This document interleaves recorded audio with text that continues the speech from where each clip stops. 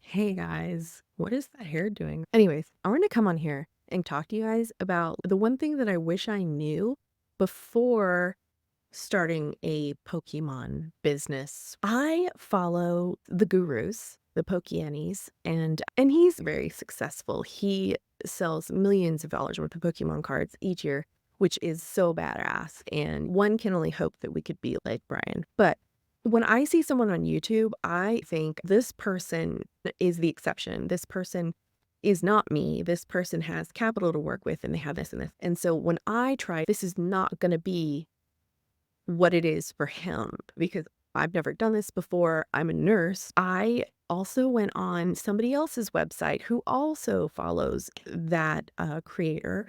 And that person said that they did 1 or 2 sales a year. So immediately I'm thinking, I probably don't need to buy the boxes. I probably really don't need to buy that much product. I'll just buy a little, test it out, see if I can even sell anything. What if people don't like me?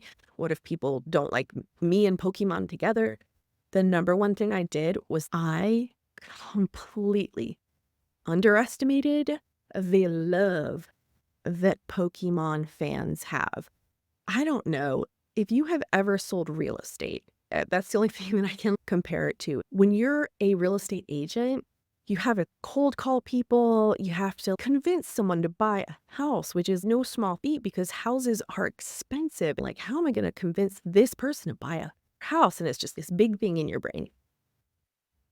When you're a real estate agent, you want to work for a builder. You want to work in that little demo house that is in the beginning of every neighborhood. You know why? Because you don't have to cold call. Because you can sit there and people will come to you. People want to buy. They're already enthralled with the neighborhood. They're like, oh, this is great. I want to come live here. I need to talk to someone. And you're the next step. That's how Pokemon is, guys. You are the builder realtor. Pokemon is established. People already freaking love it. They're going to come to you and buy stuff. In my other video, how to get a supplier, the step-by-step, I let you know, I bought basically $30 of product and $30 of shipping from each supplier because I didn't know that I could sell it. I didn't know it was genuine. I didn't know it was quality. And I sold out of it. And then I went back and bought a case and I sold out of that. You are going to sell the crap out of Pokemon. This is an established brand. The people will seek you out. You don't have to convince someone to buy Pokemon cards. People already freaking love it. So if I could give you one piece of advice, after you've established that your supplier is going to supply you, buy however much of the thing that you can afford with whatever income you have and do it. This is not a matter of, oh, maybe they won't buy from me. They will buy from you. Have confidence that these people love Pokemon. They don't have to love you. They don't love me. They love Pokemon, and I have something that they love. I'm not selling it at scalpy prices. I'm selling it at something people could afford, but that also could provide me a little comfort in my life as well for my family. Don't go into this thinking you're not going to be successful because I did. And we ran out of product real quick. We ran out of boxes. We ran out of tape. I'm like, okay, maybe I do need to get on uline.com. And it's major imposter syndrome. I don't need to be going to Uline. I'm not a Pokemon business. Guess what? I got registered, but an LLC in my state, which I'll walk you guys through in a different video, but I am. And it works.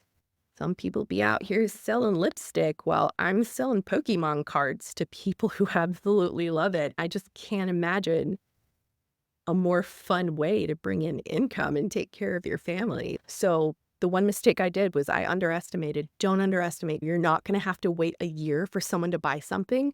You make it available. You make a website, put it on eBay, whatever venue you have to do. Put it out there. Hey, I have this for sale. Even on Facebook, people will come to you. You are the person with the goods. And don't second guess it. Take the chance. Buy the things, buy the product, just a little bit. When I came into this, I was like, I'm probably not going to sell anything until people trust me and get established, maybe a year. Nah. Went on Whatnot just to try it out. We sold $60 our first night trying to figure out the camera. I don't know what I'm doing. I don't know how to stream and do the camera and the lighting. It's okay. And we had these wonderful people who were like, "Oh, this is your first time. Plus, I'm probably gonna get something free, and you don't know what you're doing, so it might be a little cheaper." Right on. Whatever works, man. So do it. Feel confident that Pokemon fans are here for it, and they're here for you. You just don't think it can happen to you. And then it does, and you're like, "Oh, shit. Did I just start a business? And did I just start having fun at work?" Right on. Take the chance. You got this. And subscribe, and then make a YouTube channel, and let's talk together and supply the world with happiness and fun through Pokemon.